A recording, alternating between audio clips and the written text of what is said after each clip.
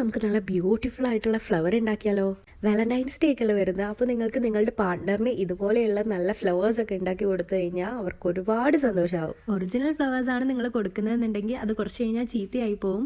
ഇതുപോലെയുള്ള paper വെച്ചുണ്ടാക്കുന്ന flowers ആണെന്നുണ്ടെങ്കിൽ അത് ലൈഫ് ലോങ് നിലനിൽക്കും. അപ്പോൾ പൈസ ഇല്ലാത്തവരൊട്ടും വിഷമിക്കേണ്ട. ഇതുപോലെയുള്ള ഫ്ലവേഴ്സ് ഒക്കെ ഉണ്ടാക്കി നിങ്ങൾക്ക് നിങ്ങളുടെ പാർട്ട്ണറെ ഹാപ്പി ആക്കാൻ പറ്റും. പിന്നെ കളർ പേപ്പർ ചൂസ് ചെയ്യുമ്പോൾ റെഡോ റോസോ ഒക്കെ ചൂസ് ചെയ്യാൻ നോക്കുക. എൻ്റെ കളർ പേപ്പർ റെഡോ റോസ് ഇല്ലാത്തതുകൊണ്ടാട്ടോ ഞാൻ ഈ യെല്ലോ കളർ ചൂസ് ചെയ്തിട്ടുള്ളത്. പിന്നെ പാർട്ട്നേഴ്സ് ഇല്ലാന്ന് കരുതി ആരും വിഷമിക്കേണ്ട. നിങ്ങൾക്ക് ഇതുപോലെയുള്ള ഗിഫ്റ്റ്സ് ഒക്കെ നിങ്ങളുടെ ഫ്രണ്ട്സിനാണെങ്കിലും ഫാമിലി മെമ്പേഴ്സിൽ ആർക്കും വേണമെങ്കിലും ഗിഫ്റ്റ് ചെയ്യാട്ടോ. പിന്നെ ആദ്യം തന്നെ നമ്മൾ ഈ ഫ്ലവർ ഉണ്ടാക്കിയതിന് ശേഷം അത് വെക്കാൻ വേണ്ടിയിട്ടുള്ള സ്റ്റിക്കൊക്കെ യൂസ് ചെയ്യാട്ടോ. ഞാനിവിടെ ജസ്റ്റ് ഒരു പേപ്പർ ഫോൾഡ് ചെയ്തിട്ടാണ് യൂസ് ചെയ്തിട്ടുള്ളത്. പിന്നെ നമ്മളുടെ ഈ ഒരു ഫ്ലവർ സ്റ്റിക്ക് നല്ല ഉള്ളിലേക്ക് ആക്കിയതിന് ശേഷം അവിടെ നല്ല രീതിക്ക് ഗം വെച്ച് ഒട്ടിക്കണം. സ്റ്റിക്ക് ആണെന്നുണ്ടെങ്കിൽ കുറച്ചും കൂടി സ്ട്രെങ്ത് കിട്ടും. സോ സ്റ്റിക്ക് ഉണ്ടെന്നുണ്ടെങ്കിൽ ഡെഫിനറ്റ്ലി നിങ്ങൾ സ്റ്റിക്ക് തന്നെ യൂസ് ചെയ്യുക. പിന്നെ നമ്മളൊരു ഗ്രീൻ ലീഫ് വെച്ച് കൊടുക്കുന്നുണ്ട്. അത് ഇതുപോലെ വീഡിയോയിൽ കാണിച്ച പോലെ കട്ട് ചെയ്തതിന് ശേഷം നല്ല രീതിക്ക് ഗം വെച്ച് ഒട്ടിക്കുക. അപ്പോൾ നിങ്ങൾക്ക് ഇതുപോലെയുള്ള ഗിഫ്റ്റ്സ് ഒക്കെ ഉണ്ടാക്കാനുള്ള ടൈം ഉണ്ട് എന്നുണ്ടെങ്കിൽ ഡെഫിനറ്റ്ലി ഇതൊന്ന് ട്രൈ ചെയ്ത് നോക്കുക. കാരണം ഇത് അത്രയും സിമ്പിൾ ആയിട്ട് ഉണ്ടാക്കാൻ പറ്റും. കാരണം നമ്മൾ ഹാൻഡ് മെയ്ഡ് ആയിട്ട് ഉണ്ടാക്കുന്നതിന് അതിൻ്റെതായിട്ടുള്ള വാല്യൂ ഉണ്ട്. അപ്പോൾ എല്ലാവരും ഇതൊന്ന് ട്രൈ ചെയ്ത് നോക്കുക. ഐ തിങ്ക് നിങ്ങൾക്ക് ഈ ഒരു ക്രാഫ്റ്റ് ഇഷ്ടപ്പെട്ടിട്ടുണ്ടെന്ന് കരുതുന്നു.